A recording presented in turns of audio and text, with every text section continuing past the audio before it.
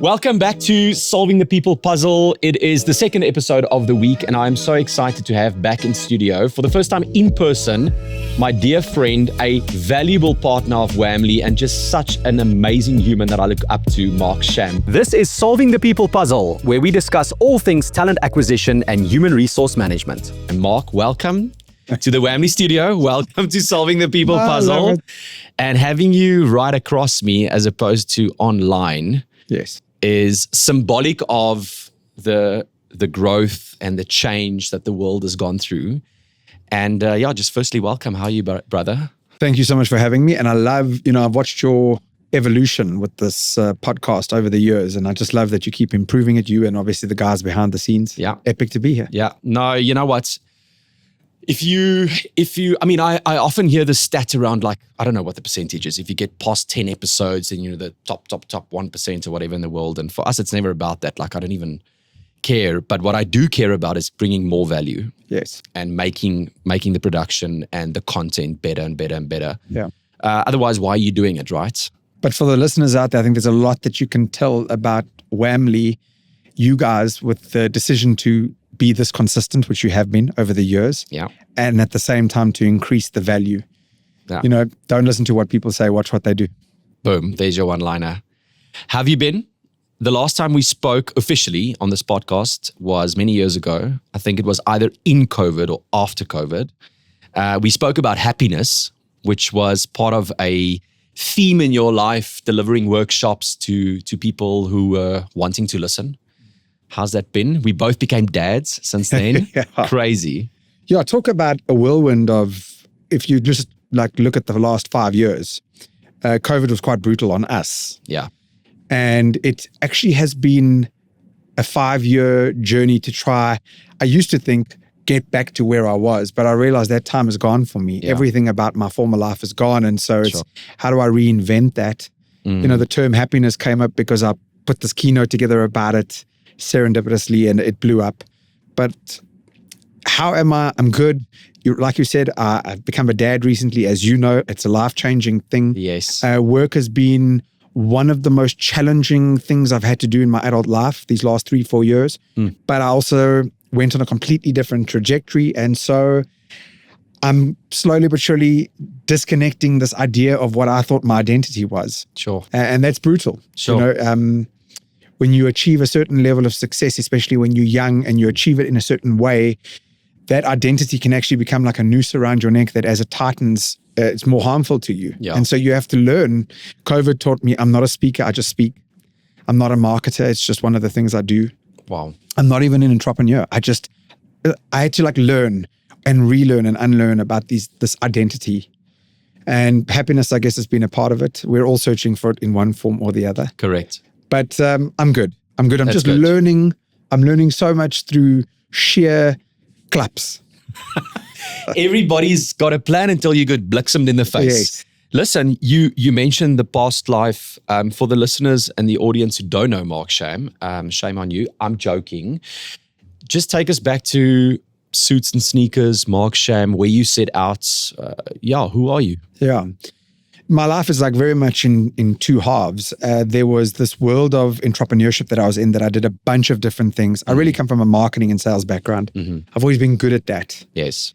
But I unfortunately have a disease where the things that I'm very good at aren't the things that I want to do with my life.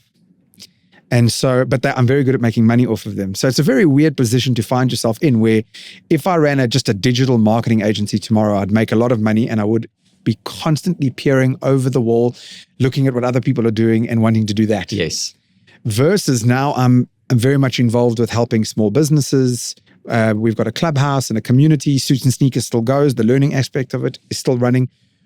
That is a much harder business to monetize. It's also the most fun you can have with your clothing on. So how do I juxtapose these two is really the lesson I've been trying to learn. But the point being is I come from an entrepreneurship background, sales, marketing. I started Suits and Sneakers in 2015 to try revolutionize. 10 years ago. Yeah, Wow. It's crazy Wow. to try revolutionize the way adults learned. I think I don't want to jump over that. I don't think it's we revolutionized learning for adults, but we played our small part in that. That's still a big part of what we do today. But post the pandemic, my goal is to become the guardian angel of small businesses, and that's what I'm working on today. And is that something that right now, even though it's hard, is more in line with what you enjoy doing and what you're good at, as opposed to sales and marketing? It's definitely more in line with what I love There we go. and what I'm good at. It's just that you're talking about an industry of people that are a lot harder to monetize. What we get taught classically in entrepreneurship is sell to people who have money. Yeah. And that is, if you just look at it from a make money perspective, that makes sense. But what happens if the people that you're trying to help the most and the people who need the most help Don't have the money. aren't the ones who always have the money? So then you have to become quite inventive. Yeah. About how to monetize that but in South Africa, if we're going to go forward, if we're going to solve unemployment, it's going to come from small business owners. Yes. Because big companies are fundamentally looking to create efficiency in every space of their industry. Okay, so you look at Ster-Kinekor all the years ago, you used to walk up to a person and buy a movie ticket. Yeah. And then of course what they did was replace the human with a machine that you click on, because at the end of the day, a listed entity's job is to create maximum value to a shareholder. Correct. That means doing more with less. So whether you think that's correct or not, ethically good or not, I'm not even here to debate it. And it's kind of irrelevant. It's just that's what they're incentivized to do. Correct. So you have big entities that will do anything to make more money with less people, Yeah. bring in more technology, so forth. Okay, but small businesses physically cannot grow if they don't hire more people. It's just that their barriers to entry are huge. And in a country like South Africa, where both the corporate world and largely government, they're not actually that business friendly or small business friendly, because they just don't understand that world. So I do feel that the solutions that come long-term for small business owners have to be brought by small business owners. And that's the problem I'm trying to solve. And it's much bigger than people understand. Yeah. But I do think it has a huge impact on the country if you get it right, through unemployment lowering, through small businesses growing and supporting each other, without going too much into it. But the point being is, it's a very hard problem to solve. Yeah. It's also one that needs to be solved. Well done for taking such a massive problem head on. I think one of the things I often think about is, do the powers at be in our country agree with that statement that growth and thriving and the continuation of our country's economy and just civil society, will it come from small businesses? Well, statistically, if you break down the GDP, the role that small businesses play. So I'll give you an example. 60% of all employment in South Africa comes from small business owners. That's fact. That's reported by Government Stats SA. Okay, so when you have currently 60% of our employment coming from small business owners, we should be doing everything to look after those small business owners. At the same time, I don't want to turn this into a bashing, just more looking at it objectively. What you also have is the labor laws at the moment treat someone like a big corporate and my business as the same. Yeah. So the hiring processes have to be treated the same. Now, I hear that that's on the mend, that could change. But right now, an ABSA and the Trust have to operate under the same conditions to hire people. And that's nuts when you think about it. It just doesn't make logical sense. Yeah. Especially in a country where we've got such high unemployment and so much of the employment already hangs on small businesses. So I think the broader issue is, if we don't look out for small businesses, an already frail economy is going to get much harder. Yeah. And unfortunately, small businesses don't have the balance sheets and the cash flow and that big businesses do. So when you've got an economy that's super tight at the moment, small businesses, we just have to protect them.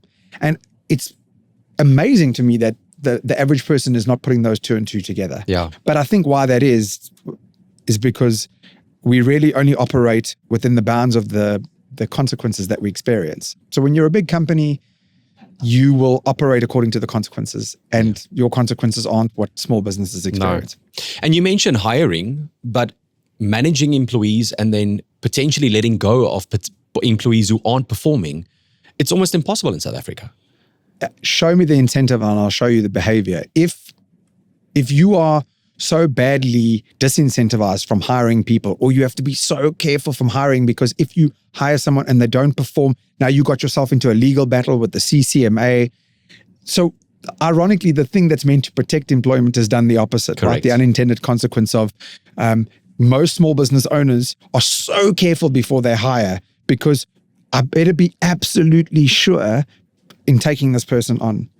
And so what we actually want is to create an environment. I agree that there has to be recourse the other way. Like we can't just treat people poorly. There should be protection. There has to be. 100%. And I think any entrepreneur understands that. Like how would you like it if you're hired and 2 seconds you let go? Here's your box. But we have to find some middle ground. And right now it's veered all the way toward negatively impacting employment. Yeah. So my point is we do need some recourse and protection. But right now small business owners are so careful that we're not taking on staff the way we should because the consequences are so high if we get it wrong. Yeah, now let me tell you a quick story. When we started Whamly, we had this idea that one of our biggest channels would be small businesses, right? Because the logic back then was Mark doesn't have 8 hours a day to sit in a boardroom and interview 10 people.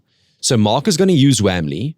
He's going to have his shortlist go through the video interview, and tonight on your couch with your red wine, you're going to check out 10 and then pick the top 1 or 2 to interview so that you don't waste time. Yeah. The exact opposite happened. And at some point, I phoned a couple of my closer friends who were starting up running small business. And I said, why do you think this is? And this one guy gave me such an aha moment. Can you guess what it is? Putting you on the spot here. No, I'd much rather you tell me so I don't look like a poo-poo. Here's the answer. The impact of adding the 3rd or the 4th person to my baby is so big that I'm not going to go the technology route. I'd rather sit and see all 10, get a feel. And scientifically, on many other episodes, I explain why that's wrong. But the impact and the weight of that decision and the closeness of it is so high. It weighs so much, especially if I get it wrong, then to let you go. I don't have cash to let you go. Yeah. That I'd rather than spend So opportunity cost is just through the roof. Through the roof. And I need to do everything I can and control every aspect I can. So I'd rather see them in person and go through all of it. And over the long term, driving negative behavior. Yeah. You're absolutely spot on. Whether that makes sense or not, I totally understand emotionally why that happens. Yeah. Super interesting. Second part of it is now we see Whamly going into corporate South Africa. Again, we didn't think of it. We didn't plan it, as a strategy that that's where we would end up. And immediately that became our ICP. Yeah. One big logo after the other using us. And one of the biggest reason being the turnover is so high. The volumes, especially with companies growing, makes sense, from a growth strategy. But then in certain roles, there's just churn and churn and churn. And so I have to replace 100, 200, 300 call center agents, sales agents, financial advisors, whatever the job title is. And there, Whamly is like just perfect. Yes. Because now the impact of the decision isn't so high as for the small business owner. And now I can use the tech. So just super interesting how it played out in hindsight, looking back at what we thought and then connecting the why back to it is a lot of aha moments for me. Well, there's so many lessons in there, understanding the psychology of how people think, but also product market fit. And you often think you're going in that direction. You find that that's why there's no substitute for doing. But you guys have done a great job. No, thank you. I appreciate it. Mark, I want to take you back. So a lot has happened in the last 5 years. And I'd love to get a sense, what is your perspective on people and people's happiness, given your context, small businesses? I mean, thank God we made it to 5 years, right? Literally, I'm super thankful. And it's been so hard. Like, I'm so gray. I'm smacked in the face.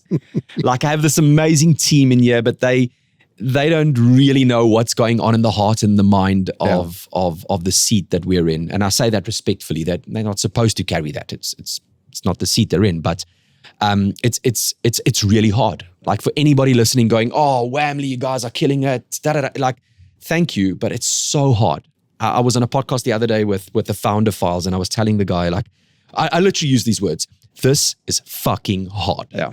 Right. And if I feel like that in a thriving business, or at least a business where the lights are still on, and we can think ahead and move forward, and we've got amazing clients, I cannot imagine how hard it must be for someone trying to start this now and the emotional effect on it. And you firsthand get to see what that's like and where people are at. So without having to redo the happiness episode and your workshop, where do you believe people are now? Yeah. If you talk about South Africa, the data is clear. It's never been a better time to be alive. It's never been a harder time to be alive or a more complex time to be alive. Yeah. Because the things that you needed to learn to get here, or let me rephrase, the things that you did to get here and to be successful today aren't the things you're going to need in the future to thrive. Yeah. The litmus test right now is just the data. In the category of 45 to 54, especially of men, we've never seen more suicide.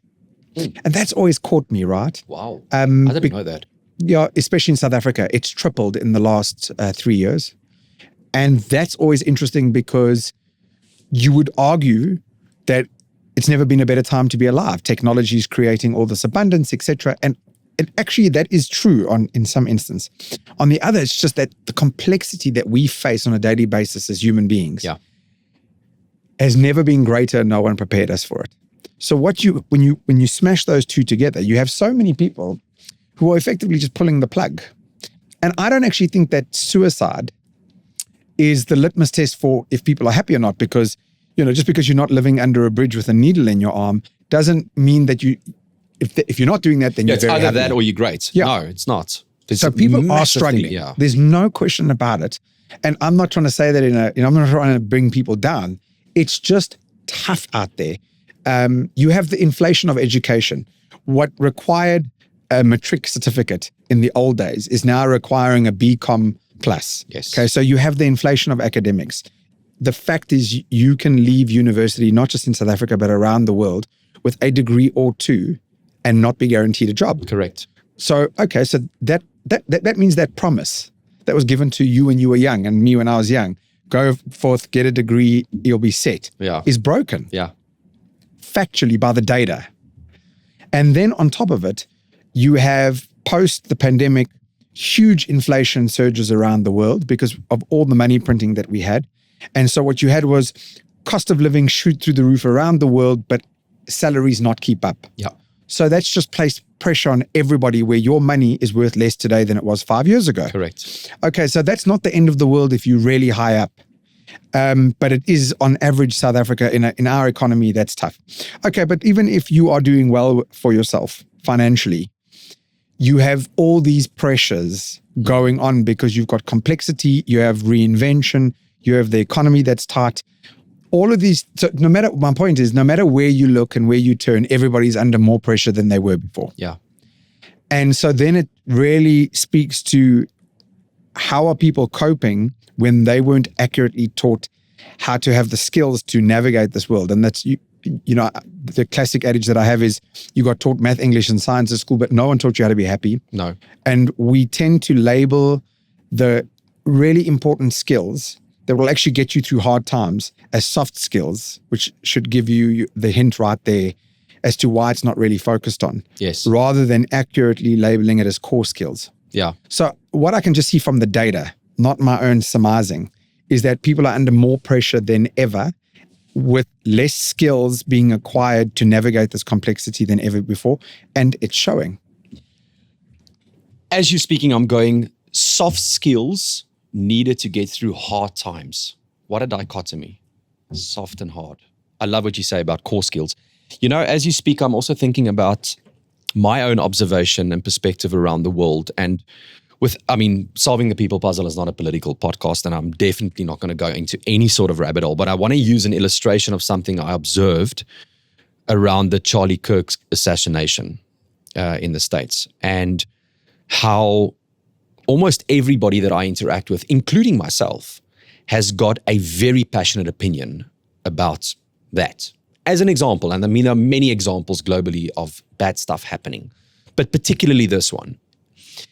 And that made me think of, back to your point around skills and dealing with trauma and dealing with surprises and dealing with complexity, the impact that social media is having at the moment around our ability to actually cope with what we call life.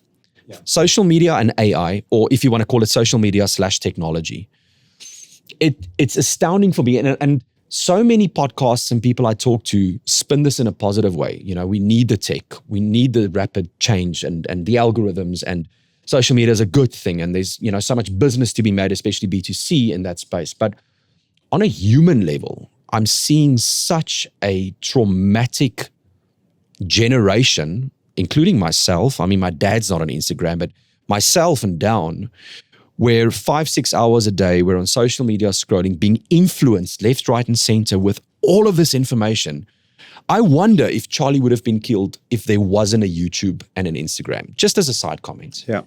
And the impact that that has and the rapid acceleration of that and how far behind our soft/core skills are to deal with the world we're living in today. Well, let me give you my best shot at what you're saying, because I've thought about this deeply. Side note that I don't think social media and tech is the cause, it's the symptom. Okay.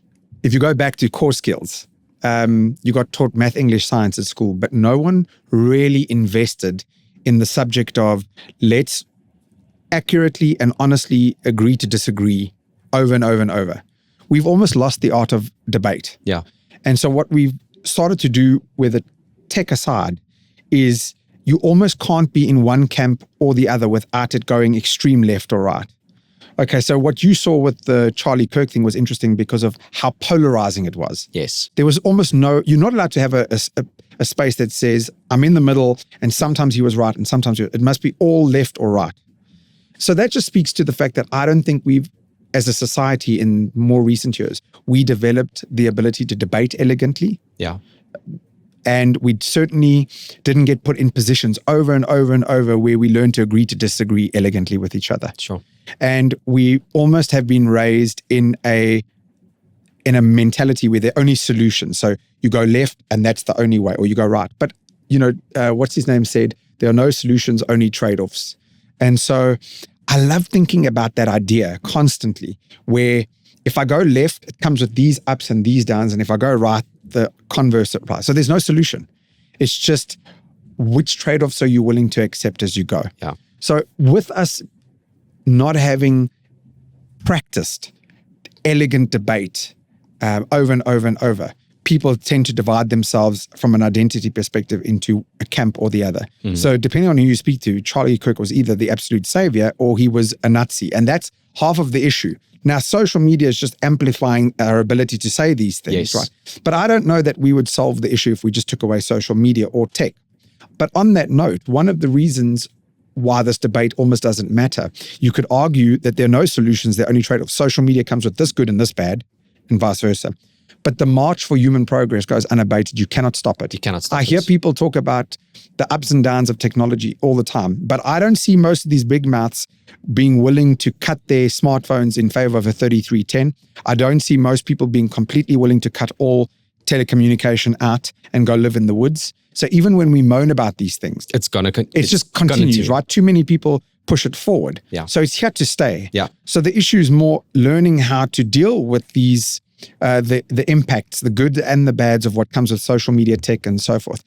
But going back, just to kind of close it in, what you have is that, and because of technology, mass media has to take a news point and a stance on something, and they have to amplify it as hard as they can in one direction or the other to get clicks. Correct. When you put all of this complexity together, and we're not thinking about this consciously, it's just all happening behind us, you have all these situations play out. So if you talk about not taking a stance, I'm with you. For the sake of this, not taking a stance on Charlie Kirk and politics, all I can tell you is that social media is a symptom. We didn't really learn the core skill in school. Like, how much time did you spend in school debating each other and trying to physically put yourself in that person's shoes, even when you disagree with them? That is far too uncomfortable. I almost want to say never. Never. Yeah. You know, but thank God for life orientation, that little half an hour, because now we were set for the rest of our lives, obviously. So you can see how these things, I call them core skills, learning to debate elegantly and learning to agree to disagree over and over and over with each other. Yeah. Because we didn't do these things, we now have this incredibly powerful tool called social media, which we can use to jump into a camp left or right. Yeah. And we will stand firm. And that's why you get people celebrating a man's death and other people, it's just a mess. It's crazy. But I don't think it's social media. No. I hear you. And I think the amplification that you spoke about could give someone who hasn't yet made up their mind or doesn't yet fully have the ability to argue within their own heads around what is their perspective on a situation, it gives them that boat to jump on or that train to jump on that's already going at 300 miles an hour. And because we're so disconnected, we need a camp to jump in already. Correct. But I think that technology comes with the double-edged sword as a whole of making life incredibly easy when, ironically, human beings need hard in their lives to thrive. So we're living in a world where everything as a result of technology is being made easier, more convenient, requires less mental lifting, heavy lifting.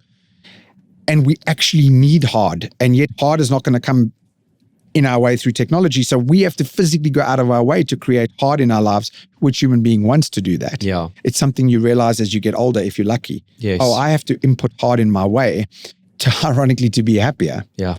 Because hard is what helps me understand the world better. It's where the real learning comes from. And the growth.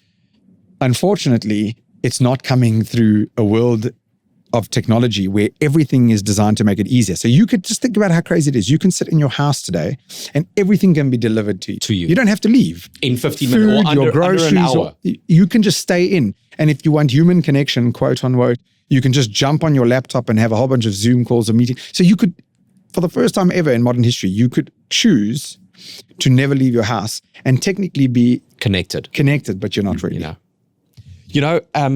One of the practical examples in our context, which is hiring and WAMLY and HR departments, that I want to just share an example around this complexity technology with you, which I find fascinating. And it's one of the reasons why we have this podcast, is to try and uplift, help, and give back. But so HR has traditionally, and in many pockets still is, been seen as shared services. You're there to deliver a service to the business.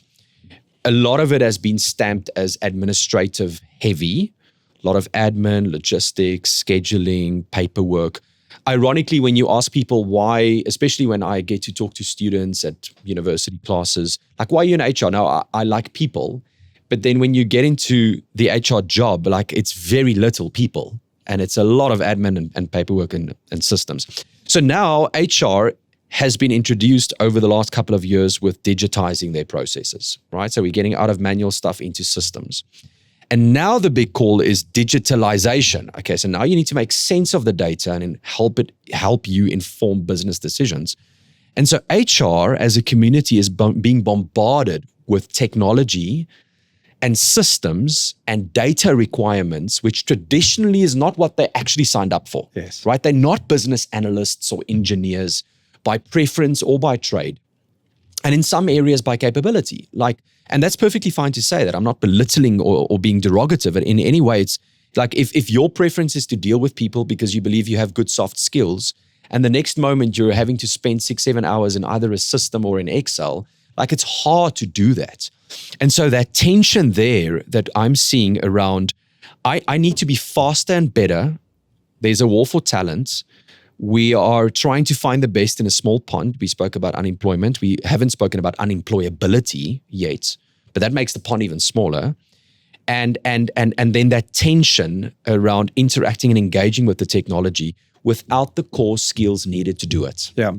That's why I think the world of, and I don't come from an HR background at all, but I think your world is about to become even more valuable. You've got the tension you rightly point to, how to navigate that. How are we going to use technology to collect data better, automate things better? That is important. But I actually think in lieu of how do we create a better experience for people at the workplace, because if people are under pressure personally, their personal lives just naturally meld into their professional lives. So if you think that the state of the world and its core impact on your staff isn't your problem, you'll find out quite quickly how much it is. Yes. And the one advantage I think companies have over any other scenario is that for the most part, the work environment requires people to come to a space, either virtually or in person every single day. So right now, you technically are paying these 30 people behind the scenes to largely be in this space, which means you've paid for their attention and you could use an hour or two a week to direct it where you'd like, and you don't really have to ask. Yeah.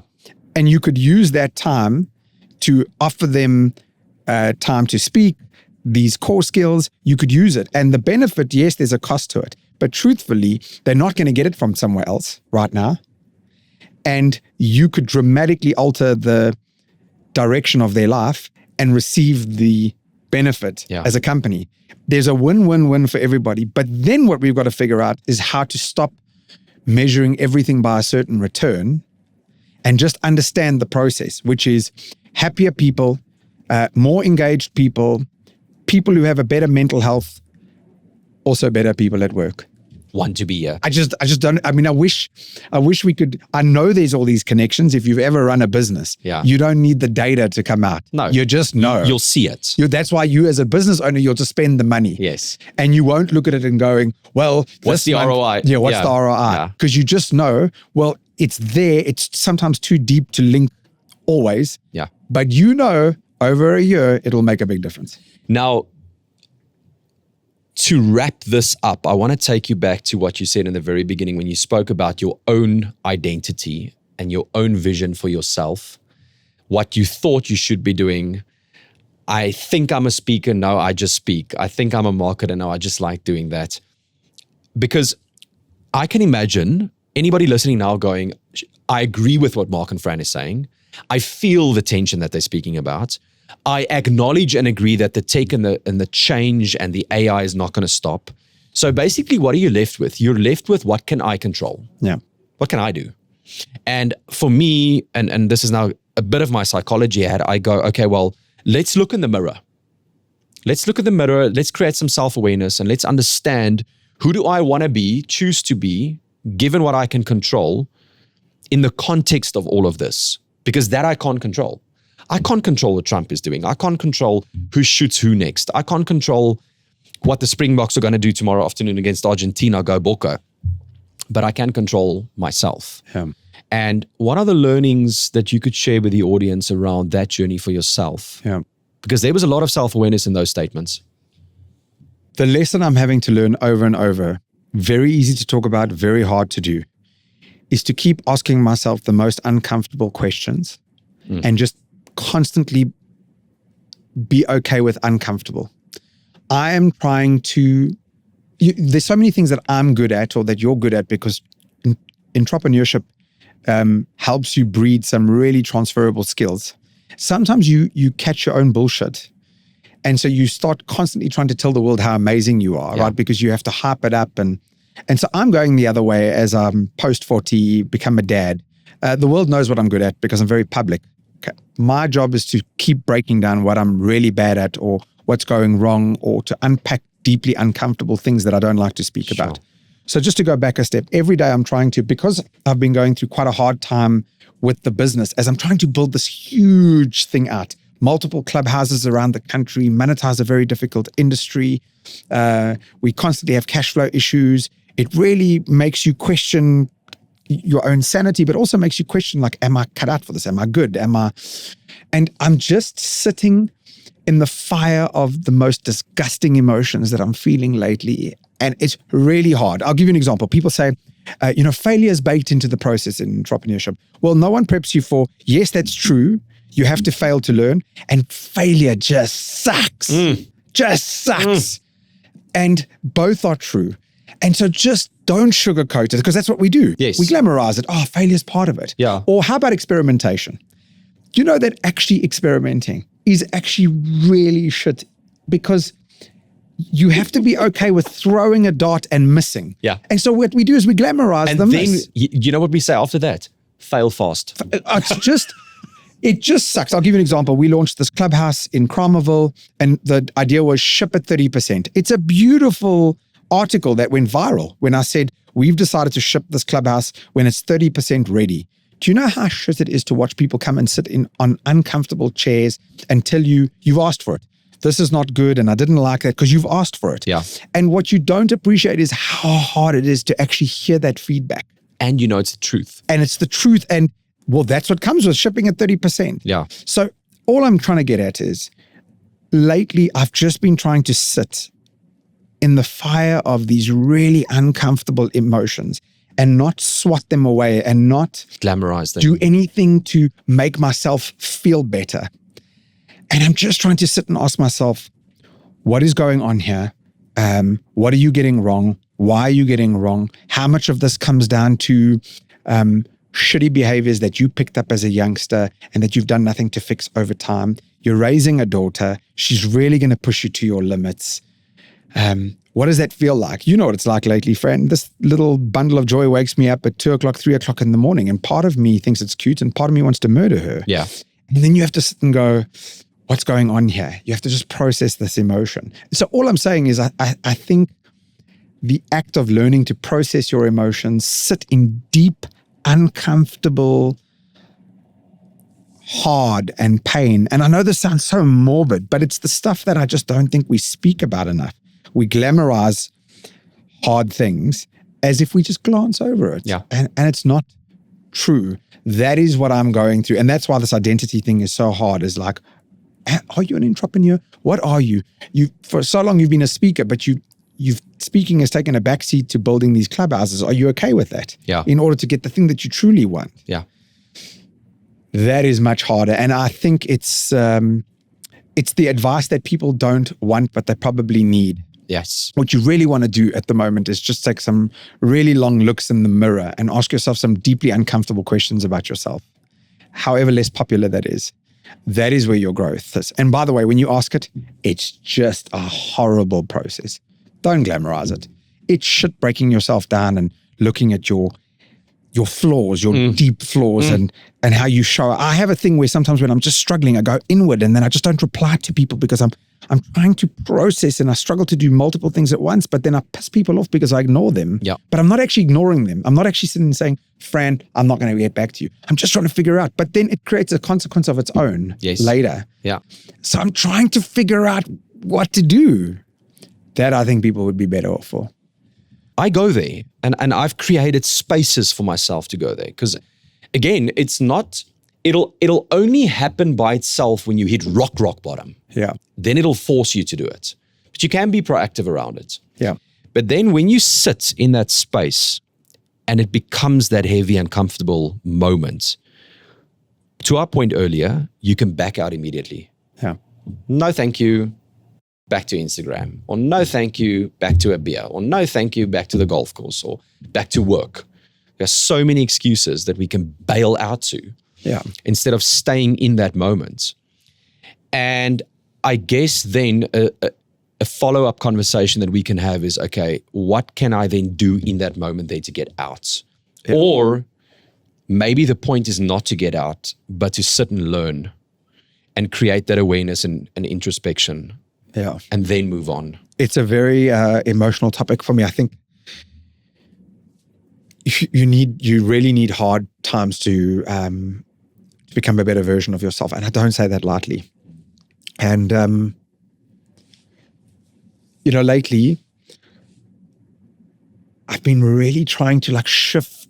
And I don't want to sound like a hippie when I say this. I'm actually realizing that it is actually the hard things that you go through, the hard seasons that you go through that add such a texture to your life. Yes. It's what helps you truly appreciate when good times are back on the horizon. When you go through a really difficult time with cash flow, and then you solve that problem, when that money comes in, it's not just money to you anymore because of everything you had to go through to get back to the point that you're earning regular money again, and you look at it with an appreciation. You're like, oh my God, this month we made more cash than we spent, and what a privilege that is. But when it's so easy come, easy go, that is why sometimes people who just have so much money and they've had it for so long, they're out of touch.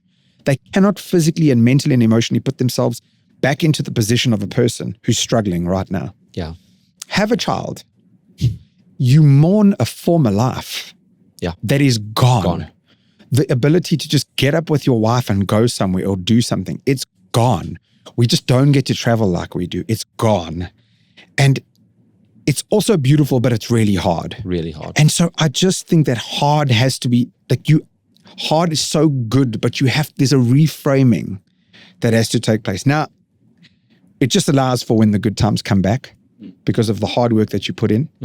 You look at it very differently. So, for example, tonight, my wife and I have an evening at home alone without Nora. And it's a very weird thing because we drop her off at Granny and then we miss her instantly. But we just like, oh my God, we're going to go sit on a couch together and just talk to each other. Yeah. That was just something that I never understood how powerful or valuable it was until we had a daughter. And there is a direct link for me between what you just said now and your explanation around having or don't having money.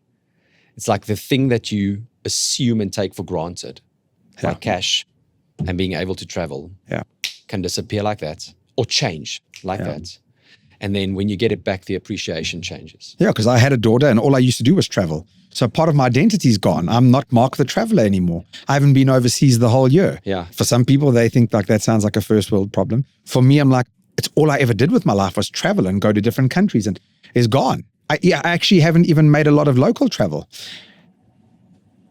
Okay, that's okay.